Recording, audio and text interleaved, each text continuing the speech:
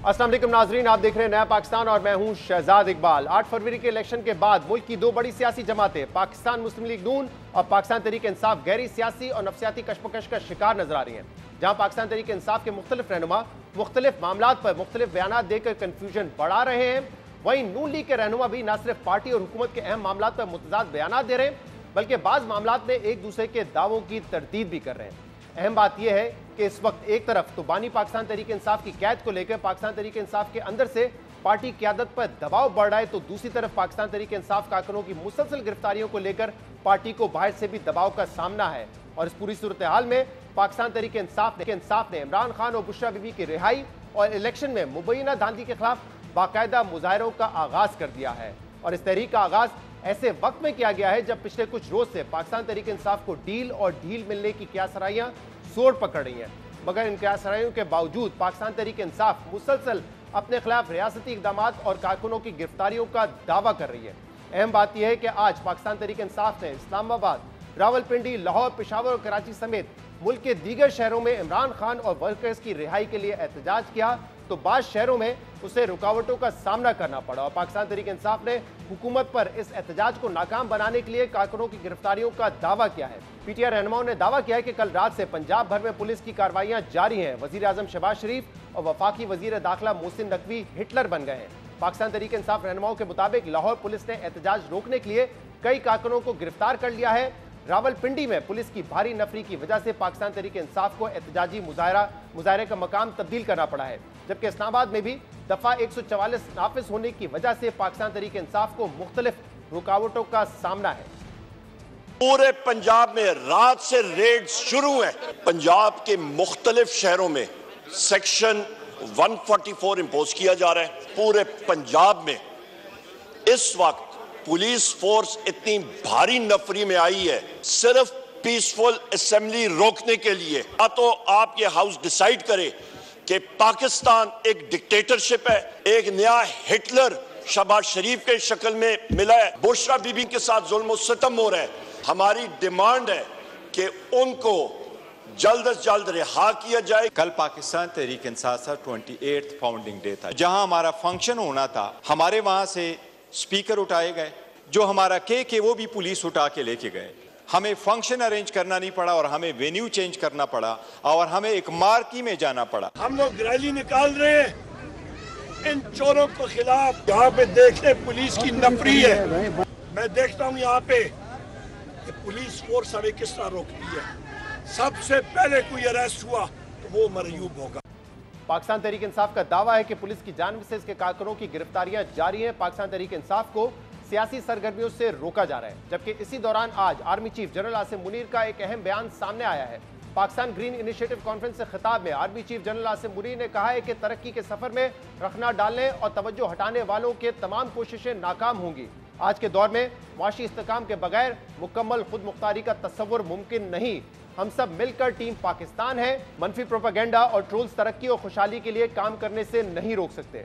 Army chief तरक्की के सफर में रखना डालने वालों की कोशिशें नाकाम करने का पैगाम दे रहे हैं, जबकि दूसरी तरफ वफाकी हुकूमत मुसलसल पाकिस्तान तहरीक इंसाफ के साथ बैठने और मुज़ाकरात के जरिए तनाज़ात हल करने की पेशकश कर रही है। पिछले कुछ रोज से साबिक वजीर दाखिला राना सनाउल्लाह समेत दीगर नून लीगी रहनुमाओं ने पाकिस्तान तहरीक इंसाफ को मुज़ाकरात की दावत दी है, जबकि आज सेनेट इजलास में नून लीग के सेनेटर इरफान सिद्दीकी ने एक बार फिर पाकिस्तान तहरीक इंसाफ को मुज़ाकरात की पेशकश करते हुए कहा है कि अगर पाकिस्तान तहरीक इंसाफ मौलाना फजल रहमान और महमूद खान अचकजई से बात कर सकती है तो हुकूमत से बात क्यों नहीं कर सकती। इससे पहले नून लीग के सीनियर रहनुमा राना सनाउल्लाह और इसाक डार भी पाकिस्तान तहरीक इंसाफ से इसी किस्म की दरख्वास्त कर चुके हैं।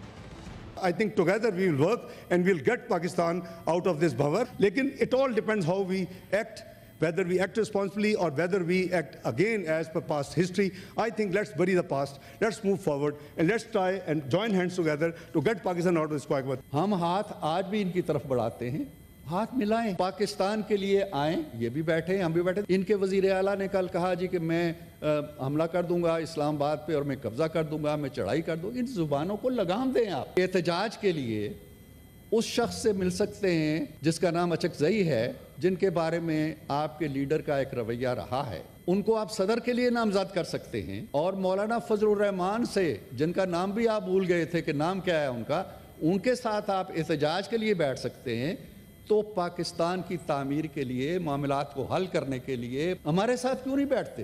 हमारे साथ भी बैठे, आए बैठें, बैठ के बात करें।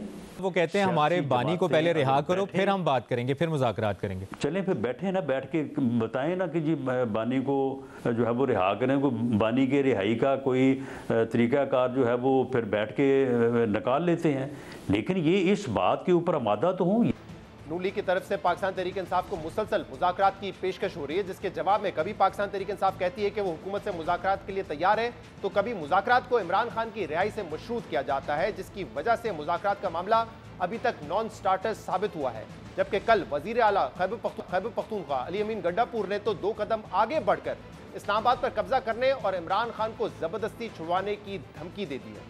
इमरान खान को मजीद कैद रखना अब किसी के बस में नहीं है।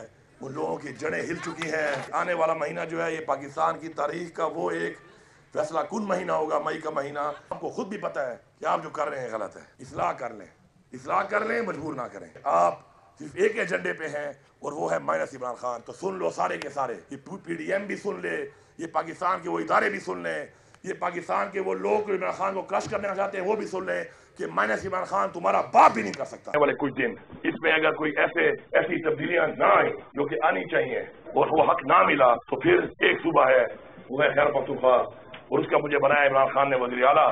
तो मैं आपको यकीन दिला रहा हूँ कि फिर वो सूबा जब निकलेगा तो वो सूबा फिर जब वापस जाएगा तो इमरान खान को भी लेके जाएगा, इन चोरों की हुकूमत भी गिरा के जाएगा। और एक दफा पहले मुझे सजा दी आप लोगों ने कि मैंने ट्वीट की थी कि हम इस्लामाबाद पे कब्जा कर लेंगे। अब मैं कह रहा हूँ हक ना मिला तो हम इस्लामाबाद में, इस हुकूमत से इस्लामाबाद में कब्जा करेंगे।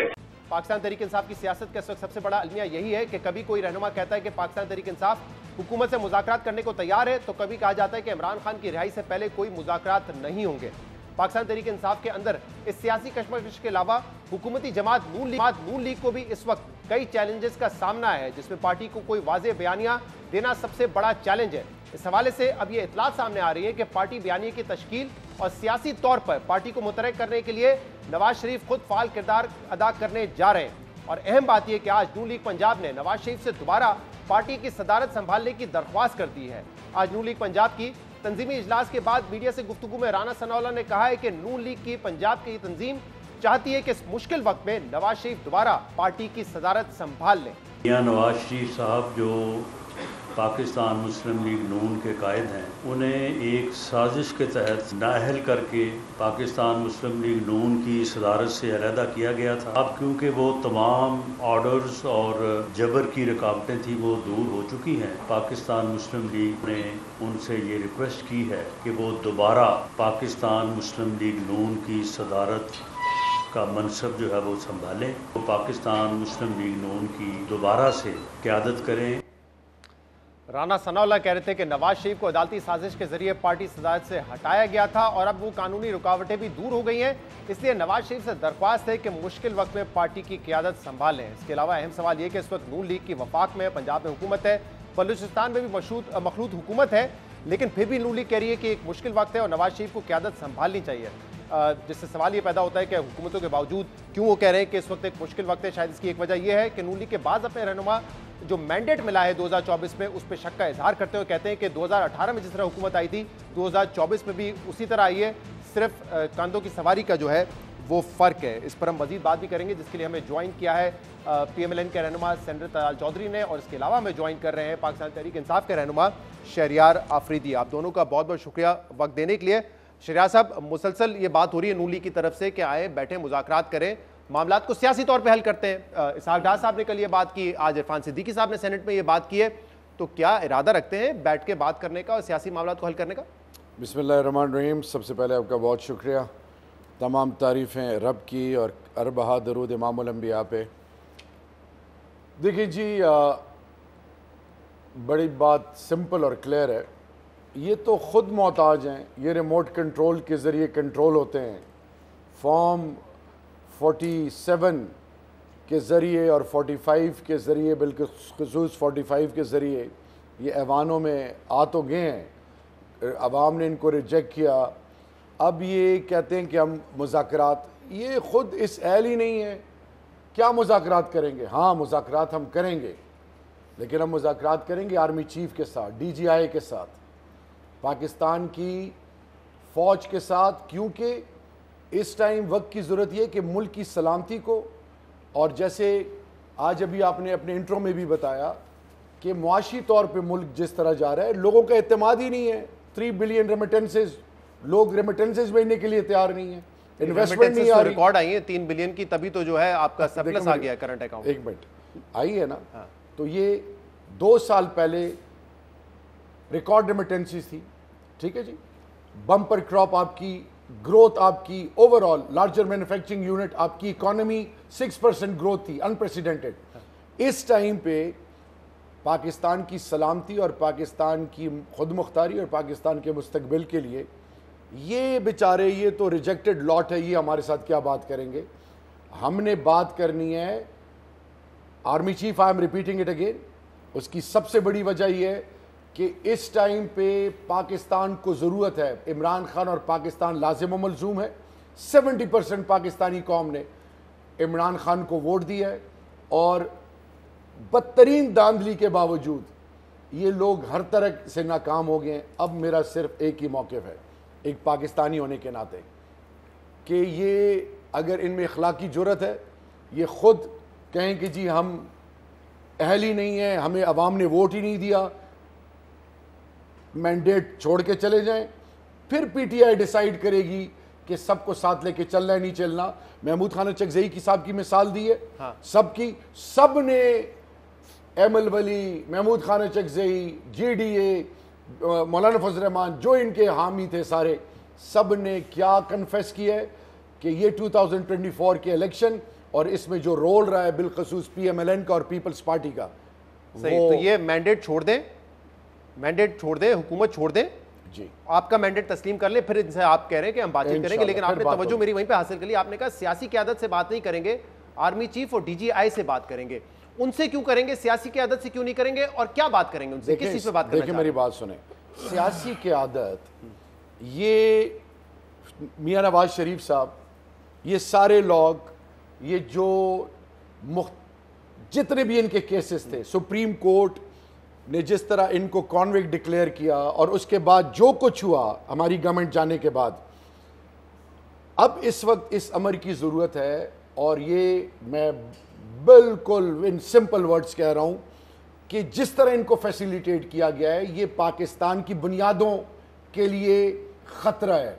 ये लोग पाकिस्तान के मफादात और पाकिस्तान के इंटरेस्ट को ये वैल्यू ही नहीं करते ना पाकिस्तानी कौम को। फैसिलिटेट किया इनको एस्टैब्लिशमेंट ने।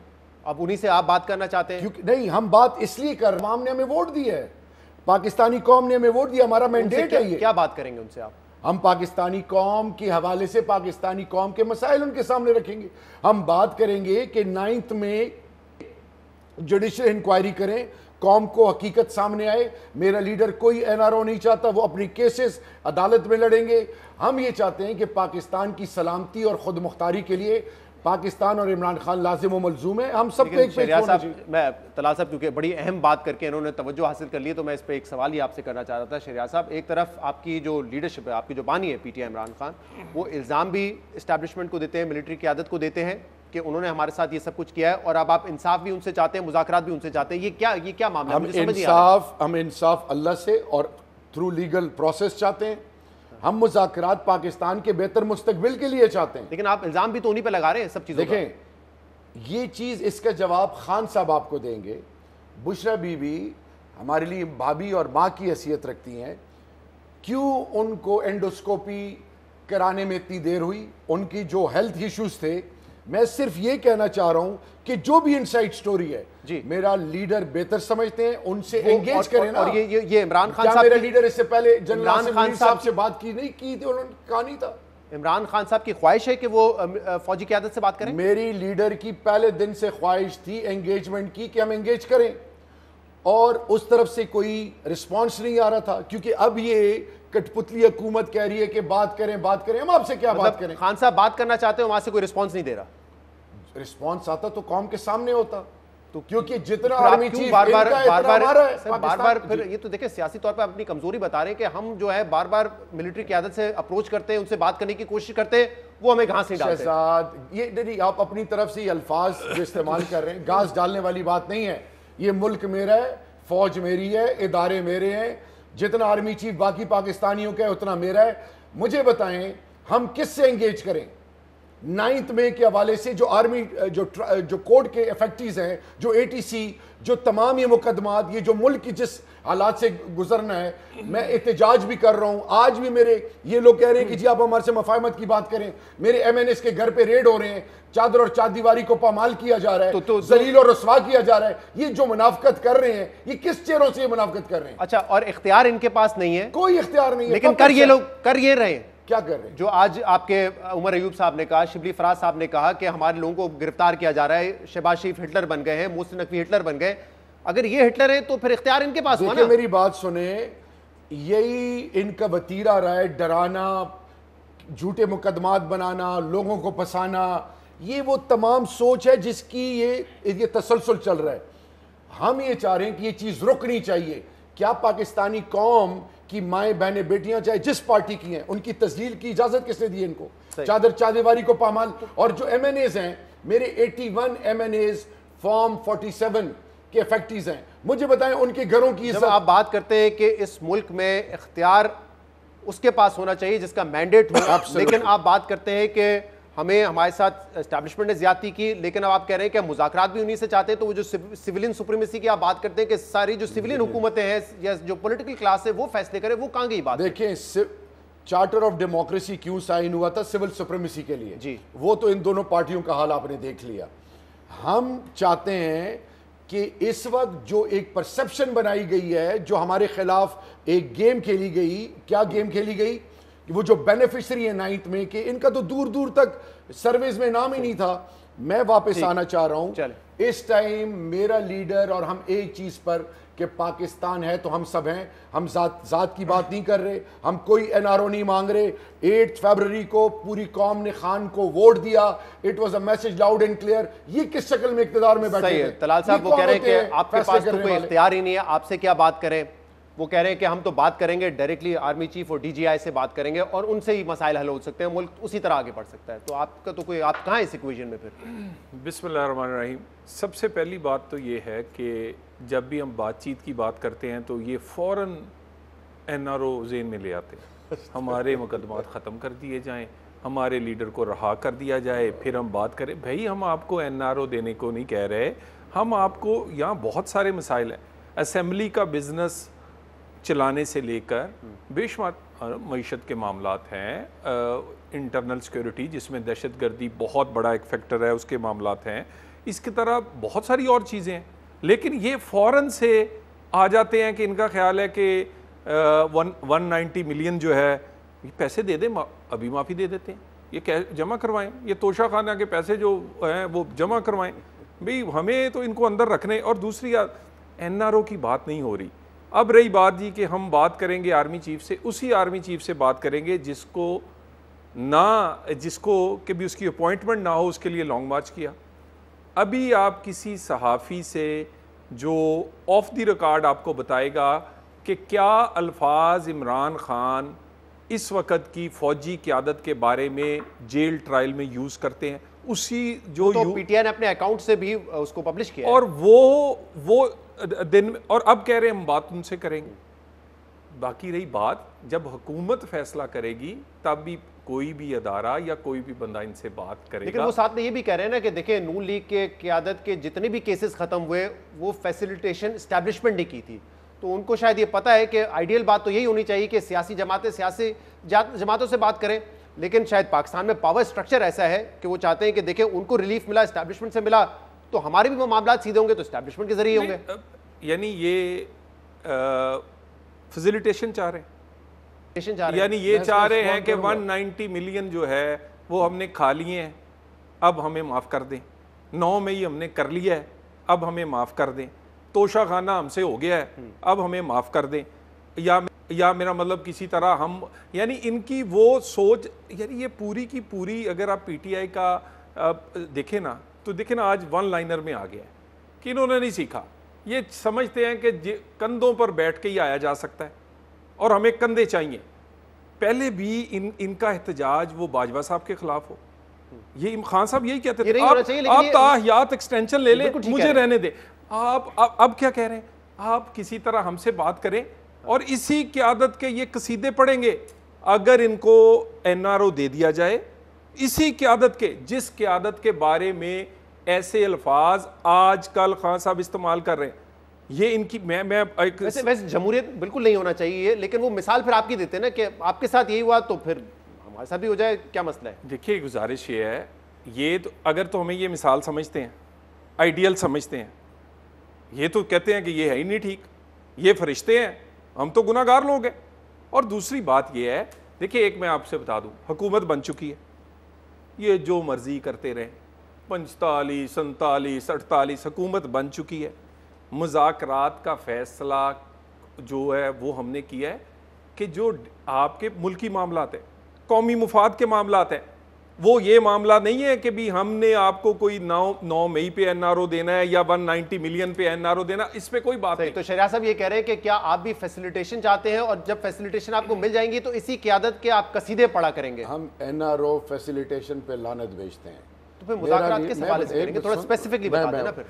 देखें फिर रहाई कैसे होगी? एक मिनट, रिहाई थ्रू प्रॉपर लीगल प्रोसेस होगी। ये जो झूठे बदनीयती पे बेस मुकदमे बनाए हैं, ये सारे उड़ जाएंगे। मुज़ाकरात की जरूरत क्यों है? सुन तो लेना जी, इस टाइम पे वो कौम के बच्चे जो आर्मी कोर्ट के थ्रू जिनका ट्रायल हो रहा है जी, जो 11-11 महीने से बंद हैं एटीसी में, कितनी माएँ बहनें बेटी हैं, कितने घरों की आज भी इज्जतें पामाल हो रही हैं, ये सारे करतूत ये खुद करके नाम किसी और का इस्तेमाल कर रहे हैं। मैं वापस आता हूँ, मेरा लीडर अपने केसेस के हवाले से 100% मुतमईन है, वो मुकाबला करना जानते हैं, उनको फिक्र नहीं है, उनको फिक्र है पाकिस्तान की। इस वक्त पाकिस्तान इस रीजन के जो हालात हैं गजा के बाद और अब ईरान के हवाले से स्पेशली, और फिर अब हिंदुस्तान में इलेक्शन आने जा रहा है, उन्होंने एक नया ड्रामा रचाना है पाकिस्तान वीज़ा भी पाकिस्तान। इमरान खान की सोच क्या है कि पाकिस्तान के बेहतर मुस्तकबिल के लिए 8 फरवरी को इलेक्शन हुआ, पूरी कौम ने पीटीआई को वोट दिया, हमसे बल्ला छीन लिया, सब कुछ फस्ताइयत जुल्म जबर के दौर में कौम खड़ी रही खान के साथ। अब ये कहते हैं हम आपसे बात कर रहे हैं, Who are you? एक मिनट, इन्होंने तो बल्ला नहीं छीना ना, इन्होंने तो रुकावटें नहीं खड़ी की। मेरी बात सुने, एक बात पूछ लें, कौम ने मैंडेट क्या दिया है जी? ये तो कहते हैं कि कौम ने मैंडेट दिया है कि आर्मी जो है, एस्टेब्लिशमेंट जो है, वो सियासत से बाहर रहे, और इन्होंने कौम का मैंडेट लेके भी ये डील करने की कोशिश कर रहे हैं कि हमसे बातचीत कर लें। यार ये कौम के मैंडेट की तो ही ना, ये जो लूजर्स होते हैं ना, डरे हुए सहमे हुए, खुदा के लिए अब जितना जनरल जनाली से लेकर अब तक जितनी फैसिलिटेशन इनको मिली है, इनके लीडर को मिली है, मैं वापस आता हूं, हम पाकिस्तान के बेहतर मुस्तकबिल के लिए आर्मी चीफ से बात कर रहे हैं। क्यों कर रहे हैं? एस्टेब्लिशमेंट ही, क्योंकि तमाम चीजें आके वहीं पे रुकती हैं। आर्मी चीफ से बात इसलिए कर रहे हैं कि पाकिस्तान के बेहतर मुस्तकबिल के लिए, और कौम ने तो वैली हमारे हक में फैसला दे दिया है। अच्छा, लेकिन आज जो बयान आया है आर्मी चीफ का, उसमें उन्होंने कहा है कि जो भी इस तरक्की के सफर में रखना डालेगा, रुकावट डालेगा, वो नाकाम होगा।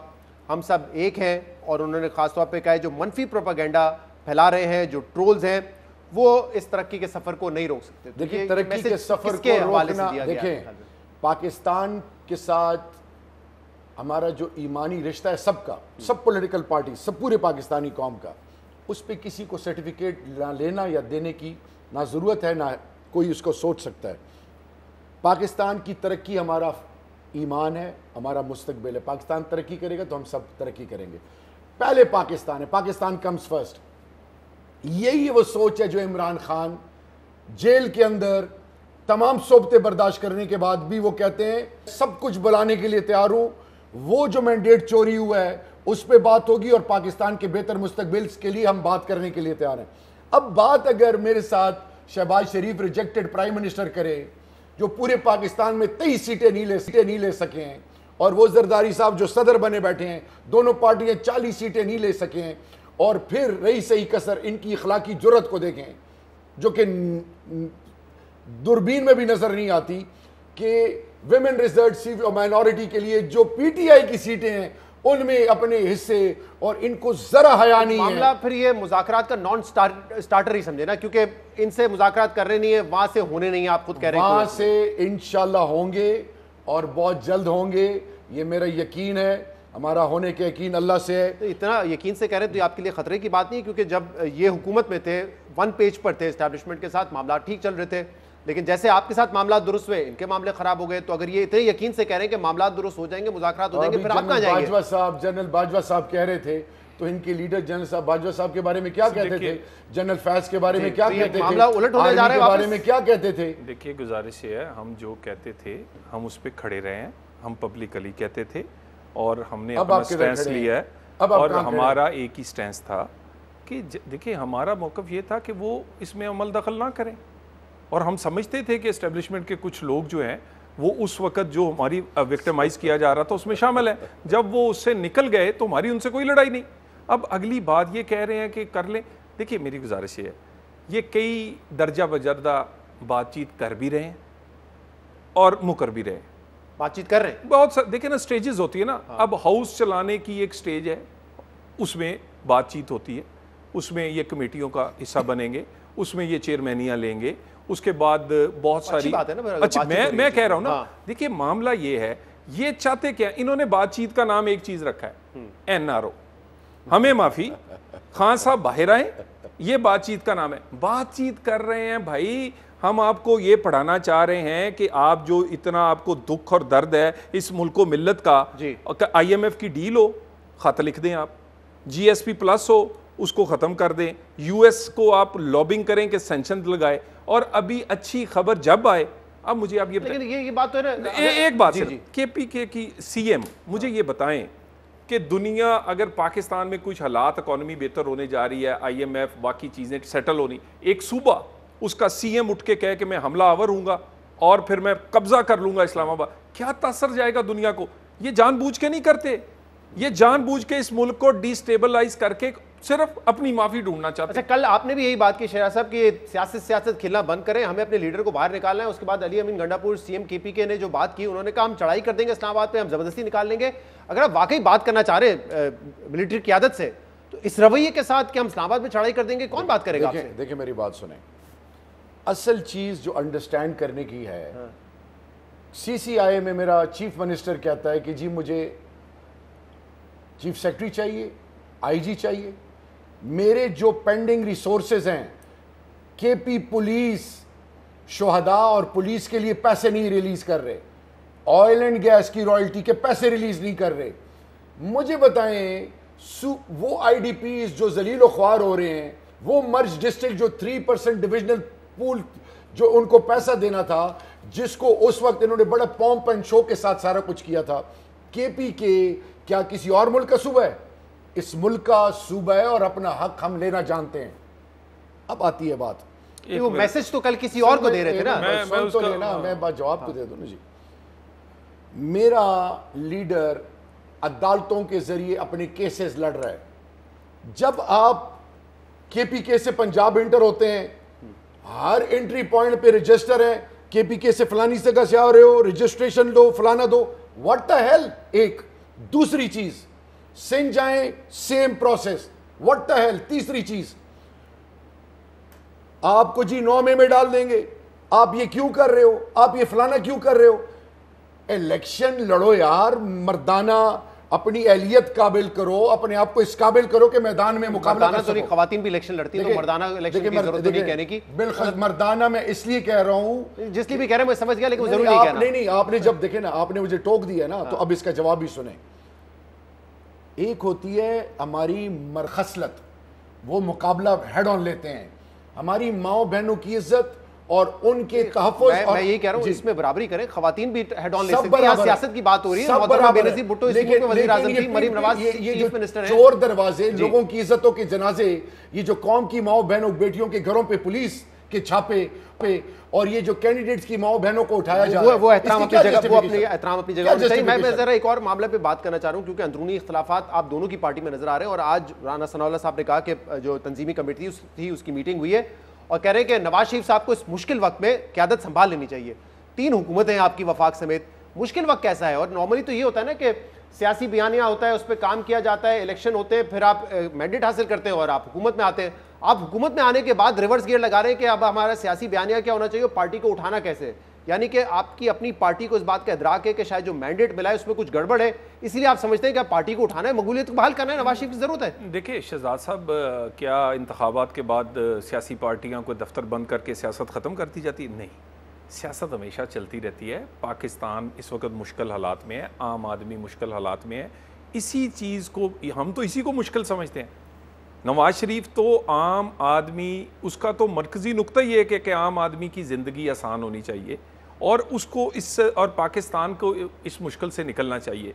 तो मेरा ख्याल है कि उसके लिए नवाज शरीफ साहब का जो रोल है वो पहले तो उन्हें जो सियासत में से दूर रखने के लिए वो जिस तरह साकिब निसार ने फैसले किए, जिस तरह सब कुछ हुआ, अब वो पाबंदियाँ ख़त्म हो गई हैं और वो तो उसके बाद वो बिल्कुल अपना जो रोल है एज ए सेंटर फॉरवर्ड, जो मरकज़ी सदर पाकिस्तान मुस्लिम लीग नून के तौर पे, वो हम पहले भी चाह रहे थे, लेकिन इंतखाबात उस वक़्त जब उनके मुकदमात ख़त्म हुए तो उस वक़्त ये वक्त नहीं था, क्योंकि इसके लिए पूरा एक प्रोसेस करना पड़ता है, आपकी सारी तंजीमें, मरकज़ी कौंसिल के इजलास और सब कुछ।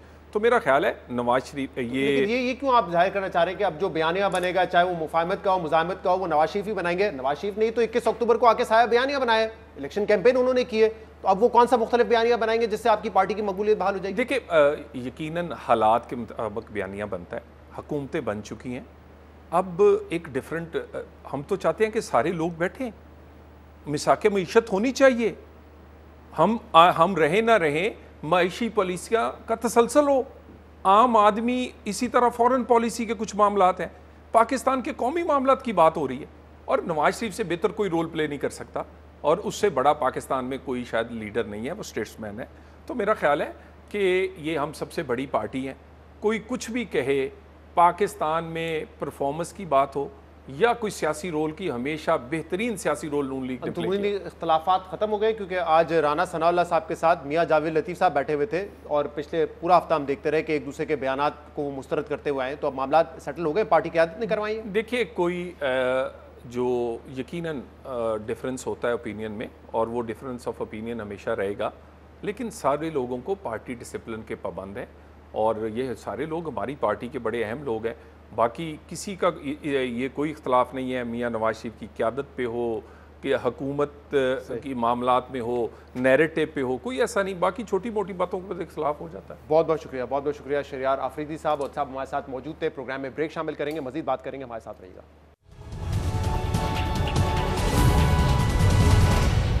Welcome back. ऑपोजिशन को मुकम्मल तौर पर दीवार से लगाने, मीडिया और रियासती इदारों को अपने काबू में करने और लेवल प्लेइंग फील्ड का नामो निशान मिटाने के बाद नरेंद्र मोदी मुसलसल तीसरी बार भारतीय वज़ीर-ए-आज़म बनने का अज़म जाहिर कर रहे हैं। मगर नरेंद्र मोदी और बीजेपी की हुकूमत में वापसी को भारत का रोशन ख्याल तबका, भारत की अक़लियतें और ख़ास तौर पर जनूबी रियासतों के अवाम भारत की सेक्युलर शनाख्त और जमहूरियत के लिए सबसे बड़ा खतरा बता रहे हैं। अहम बात यह कि आज भारत के लोकसभा इंतखाबात के दूसरे मरहले में 13 रियासतों के 89 हल्कों में वोटिंग हुई, जिसमें उत्तर प्रदेश, आसाम और बिहार की रियासतें भी शामिल हैं, जहां मुसलमानों के वोटों का तनासुब दीगर रियासतों से ज्यादा है। जबकि बीजेपी हुकूमत की जानिब से आर्टिकल 370 के खात्मे के बाद आज तारीख में पहली बार मकबूजा जम्मू कश्मीर में भी लोकसभा के इंतखाबात हुए हैं। और ऐसे में सबसे बड़ा सवाल यह है कि इन इंतखाबात में मुसलमानों का वोट नरेंद्र मोदी की राह में कितनी बड़ी रुकावट डाल सकता है, क्योंकि नरेंद्र मोदी अपनी इंतखाबी मुहिम में खुलकर मुसलमानों के खिलाफ अपनी नफरत का इजहार कर रहे हैं। कुछ रोज पहले अपनी इंतखाबी मुहिम में नरेंद्र मोदी ने हिंदू कार्ड खेलते हुए भारत के 20 करोड़ से ज्यादा मुसलमानों को घुसपैठिया करार दिया और मुसलमान खवातीन को ज्यादा बच्चे पैदा करने वालों से तशबीह दी थी। और अलमिया यह है कि मोदी के इन बयानात पर इलेक्शन कमीशन ने कोई एक्शन नहीं लिया, जबकि भारतीय मीडिया इस नफरत अंगेजी पर सिर्फ खामोश नहीं है, बल्कि वो इन नफरत अंगेज बयानात को जस्टिफाई कर रहा है। भारतीय इंतखाबात में जारी इस नफरत अंगेजी और खास तौर पर जम्मू कश्मीर की सूरत हाल पर बात करने के लिए हमने नई दिल्ली में मौजूद वॉइस ऑफ अमेरिका के सहाफ़ी सोहेल कासमी से रब्ता किया था। उन्होंने इस पूरी सूरत हाल पर हमें क्या बताया, देखिए। जहाँ तक बात है जम्मू कश्मीर की, तो जम्मू कश्मीर में आर्टिकल 370 के एब्रोगेशन और स्टेटहुड का दर्जा ख़त्म करने के बाद ये पहला सबसे बड़ा लोकसभा इलेक्शन है जम्मू कश्मीर के लिए। आज जम्मू में वोटिंग हुई है, जहाँ तकरीबन 60% से ज़ायद वोटिंग परसेंटेज दर्ज की गई है। उसके अलावा उससे पहले हमने जो एक कॉन्स्टिट्यूंसी है उधमपुर की, वहाँ पर भी बहुत ही पुरअमन तरीके से वोटिंग अंजाम पाई थी। जम्मू में जो कि इलेक्शन हो रहा है बहुत ही पुरअमन तरीके से हो रहा है। इलेक्शन कमीशन का कहना है कि अब तक जो वोटिंग हुई है उसमें किसी भी तरह की कोई इंसिडेंट रिपोर्ट नहीं की गई। पुरअमन तरीके से वोटिंग का जो अमल अंजाम दिया जा रहा है। जम्मू का जो हलका है लोकसभा के हलका, वो बहुत ही अहम है। यहाँ पर पहले से जो सिटिंग एमपी हैं वो बीजेपी के हैं। उनकी बरह रास्त जो टक्कर है वो इंडिया जो अलायंस है उनके कैंडिडेट से, जो कि ख़ुद कांग्रेस से आते हैं, कांग्रेस के प्रेसिडेंट हैं, उनके साथ उनकी टक्कर है। जम्मू में अब तक जो हालात हैं वो बहुत ही साजगार नज़र आ रहे हैं, साजगार दिख रहे हैं। बहुत ही पुरअमन तरीके से वोटिंग हो रही है। इलेक्शन कमीशन ने सुबह से जो रिपोर्ट्स जारी की है मीडिया को, उसमें बताया है कि किस तरीके से जम्मू सिटी में ख़ास तौर पर और शहर के इलाक़ों में लोग कतार में आकर वोट दे रहे हैं।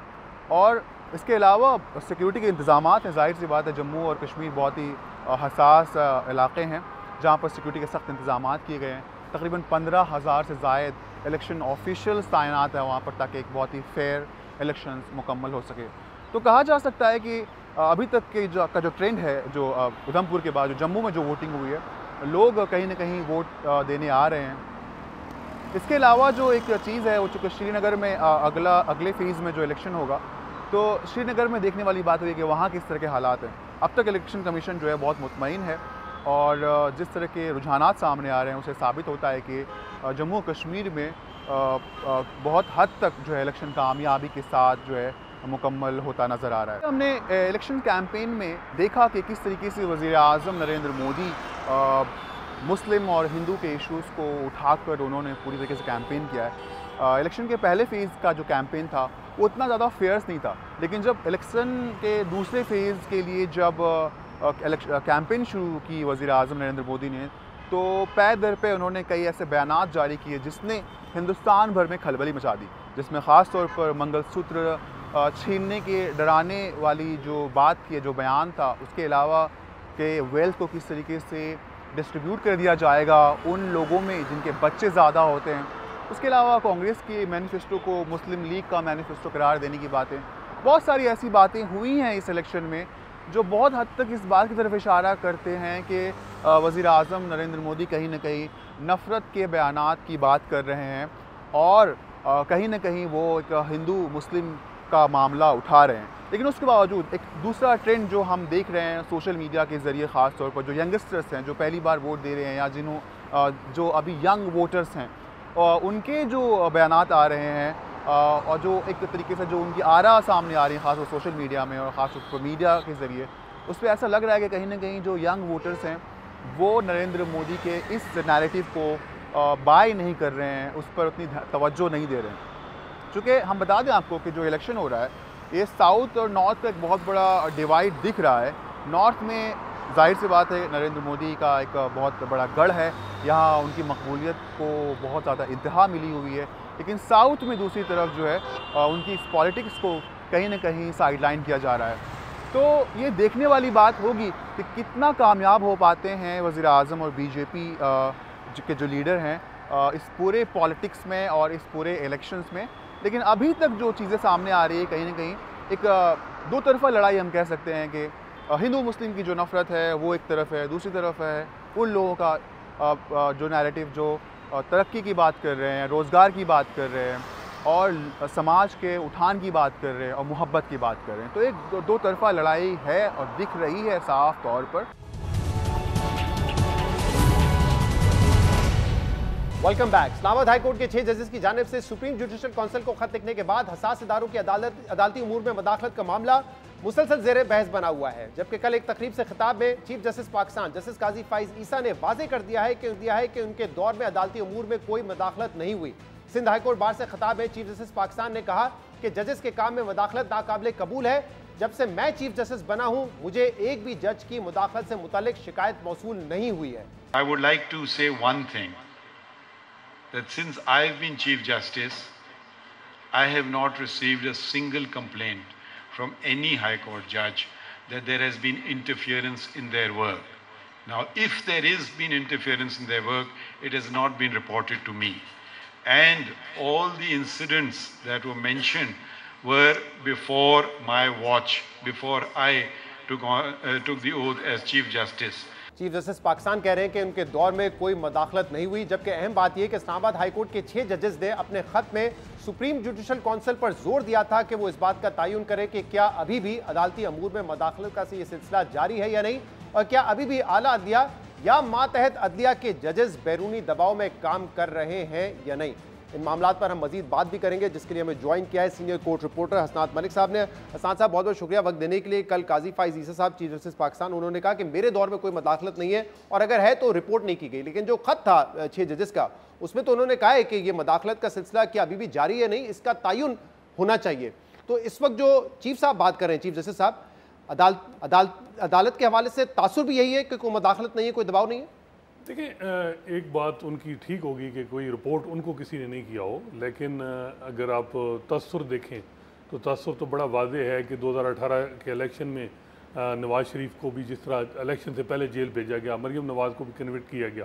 अब साकिब निसार साहब से भी पूछें तो वो कहेंगे मुझे कोई सज़ा किसी ने नहीं बताया, किसी ने कोई कंप्लेंट नहीं की।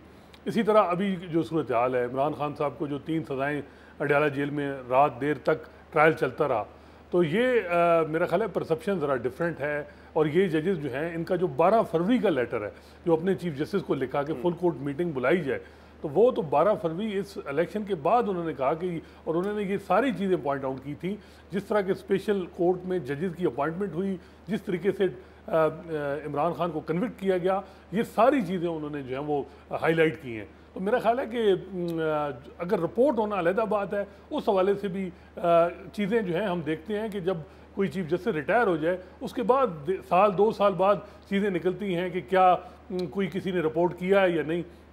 अभी फुल कोर्ट मीटिंग भी हुई सुप्रीम कोर्ट में, दो मीटिंग हुई, वहाँ भी कुछ जजेस ने अपनी एक्सपीरियंसेस शेयर किए होंगे, लेकिन वो मिनट्स अभी तक जारी नहीं हुए। तो मेरा ख्याल है कि जो चीफ जस्टिस साहब हैं वो हम देख रहे हैं कि इस पूरे मामले में वो बड़ा मोहतात रवैया उन्होंने इख्तियार किया हुआ है। जो 6 जजेस का खत था वो सिर्फ आला अदलिया के हवाले से नहीं, इस्लामाबाद हाई कोर्ट के हवाले से नहीं, जो मातहत अदालतें हैं उस हवाले से भी है। और हमने ये जो आपने भी इसका जिक्र किया, इलेक्शन से पहले इमरान खान को 1 हफ्ते में 3 सजाएं हुई, और तीनों केसेस के हवाले से खुद जो हुकूमती जमात के रहनुमा है यानी कि राना सनाउल्लाह, वो ये कह रहे हैं कि जिस तेज़ी से सजाएं दी गई, जिस तरीके से फेयर ट्रायल नहीं मिला, उससे ये सजाएं स्टैंड नहीं कर पाएंगी। तो यानी कि हुकूमती अरकान खुद ये बात कर रहे हैं कि जिस तरीके से सजाएं दी हैं वो ज़्यादा देर तक सस्टेन नहीं कर पाएंगी। तो इससे वाज़ेह तो नहीं हो जाता ये बात। देखिए, एक चीज़ तो ये होती है कि कई दफ़ा एक जज है, उसकी सोच भी वही है जो आपके मुख्तलिफ मुक़्तदर हलकों की इदारों की होगी। साकिब निसार साहब की भी सोच नून लीग के हवाले से वही थी जो हमारी उस वक्त की इस्टेब्लिशमेंट की थी। मैं भी अभी इमरान खान साहब के हवाले से जो हमारे जो हेड हैं इंस्टीट्यूशन में, वो भी इसी हवाले से सोच रहे होंगे जो मुख्तलिफ और इदारों में जो सोच पाई जाती है। तो ये इंटरफेरेंस ज़रूरी उस वक्त इंटरफेरेंस की बात होती है जब कहीं से रेजिस्टेंस हो। अब जो हालात हैं, जो अगर आप PTI से पूछें तो वो कहेंगी कि जी हमारे केसेस में जुडिशियल प्रोसीडिंग मैनिपुलेट होती हैं। नून लीग से पूछे तो वो कहेंगे साकिब निसार के दौर में जुडिशियल प्रोसीडिंग मैनिपुलेट हुई। पीपल्स पार्टी से पूछे तो वो कहेंगे कि इफ्तिखार चौधरी साहब एजेंडे पे थे। तो ये वो सारी चीज़ें, परसेप्शन बड़ी मैटर करती है। और परसेप्शन या किसी का ये हो सकता है आपके मुताबिक कि कोई लाइक माइंडेड है, जी ठीक है, और उनका बायस भी लाइक माइंडेड जैसा है, या फिर कोई मदाखलत और दबाव है। यही बात है। अब साकिब निसार साहब से अभी आप पूछें तो वो कहेंगे जी कोई इंटरफेरेंस नहीं थी, मुझे किसी ने नहीं कहा। लेकिन अब जो चीज़ें निकल रही हैं और सबको पता था कि नून लीग को उन्होंने टारगेट किया, तो ये चीज़ें जो हैं इस वक्त अगर आप PTI वालों से पूछे तो वो यही कहेंगे। और अभी जो इमरान खान ने ख़त लिखा है, 60 जो डिमांड की हैं, जिस तरह उन्होंने कहा कि ह्यूमन राइट की वायलेशन हो रही है या और जो चीज़ें हाईलाइट की हैं, तो मेरा ख्याल है कि चीज़ें तो हैं। PTI ने भी जो 6 जजेस का खत है इस हवाले से उन्होंने भी अपना एक नोट डाला है, जिसमें उन्होंने कहा है कि उसके बाद जो कार्रवाई जिस तरीके से आगे बढ़नी चाहिए थी वो नहीं बढ़ी। फुल कोर्ट का मुतालबा भी उन्होंने किया है। ये मामला अब 30 अप्रैल को अदालत में लगेगा। ये मामला कहाँ जाते हुए नजर आ रहा है, क्योंकि जस्टिस याया आफरीदी साहब तो बेंच से अलग हो गए, उन्होंने तो अपना एक वो दे दिया है नोट, तो फुल कोर्ट की तरफ जाता हुआ नजर आ रहा है। देखें, अभी ये बड़ी हैरानगी है कि हिंट किया था चीफ जस्टिस साहब ने कि फुल कोर्ट बनाया जाएगा। अब इतलात ये है कि कमेटी को सर्कुलेट किया गया वो रोस्टर, जिसके मुताबिक लार्जर बेंच बना है 6 रुकनी। अब ये फुल कोर्ट पे बात होगी कि फुल कोर्ट क्यों नहीं बनाया गया। बज़ाहिर ये लग रहा है कि मामले को डिफ्यूज़ करने की कोशिश की जा रही है, लेकिन सबसे इंपॉर्टेंट बात है वो ये है कि क्या इन 6 जजेस की इंडिपेंडेंस सिक्योर होगी या नहीं, क्योंकि हम देख रहे हैं कि कुछ दिनों से कंपेन चल रही है जस्टिस बाबर सत्तार और कुछ जजेस के हवाले से। सुप्रीम क्या कोर्ट के चीफ जस्टिस काजी फैसला इस मामले को किस तरह देखेंगे, ये चीज़ है। और बज़ाहिर ये लग रहा है कि इस वक्त सारा जमूद है सुप्रीम कोर्ट में, आला अदलिया में, और जो एक बात हो रही है जुडिशल पैकेज की, जुडिशल रिफॉर्म पैकेज की, जब तक उस हवाले से कोई चीज़ क्लियर नहीं होती तो जो भी चीज़ होगी वो उस कंटेक्स्ट में ही हर कोई देखेगा। बहुत बहुत शुक्रिया, बहुत बहुत शुक्रिया। हसनात मलिक मौजूद थे। नाज़रीन, आज के प्रोग्राम में इतना ही। शो से इजाज़त दीजिए। अल्लाह हाफिज़।